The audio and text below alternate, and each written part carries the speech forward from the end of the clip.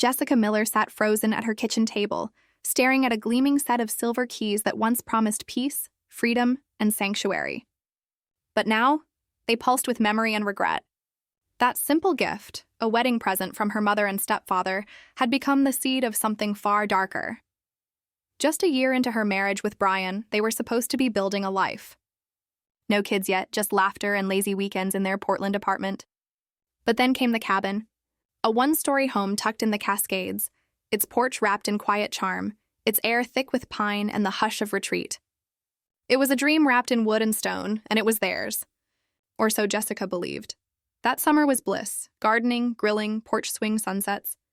Even the occasional visit from Tom, her stepfather, only added warmth. But Jessica never expected the gift to attract shadows.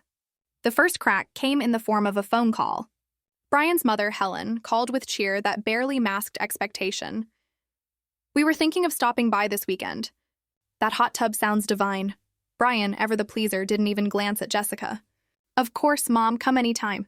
The visits multiplied and mutated. One day, Jessica and Brian arrived to find Helen already inside, settled with tea and magazines. Becky, Brian's sister, unloaded bags as if moving in. Then came cousins, uncles, aunts, each visit more invasive than the last. Jessica watched as her haven became a haven for everyone but her. Mud tracked through the house. Makeup-stained sheets. Beer bottles rolling under the porch swing. Jessica cleaned while Brian shrugged. "We have a washer. It's no big deal," but to Jessica it was. Every stained pillowcase, every crumpled towel felt like a piece of her being stepped on.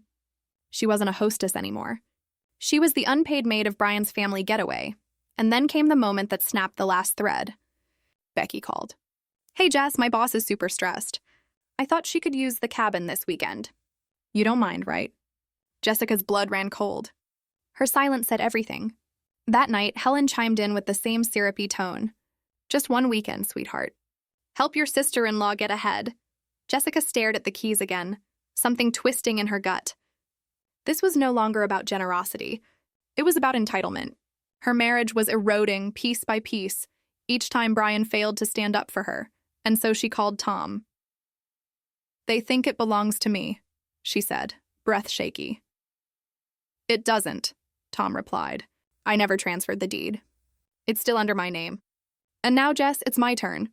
He didn't ask for permission. He acted." Saturday, Becky arrived with her boss, kids, and coworkers. The cars pulled in, coolers popped open, voices ready to celebrate, but the yard was already full. Tom stood like a sentinel, grill sizzling behind him, surrounded by retired Marines with arms crossed and silent authority in their gaze. Laughter filled the air, but it wasn't for Becky. She stammered, keys in hand. "I have permission."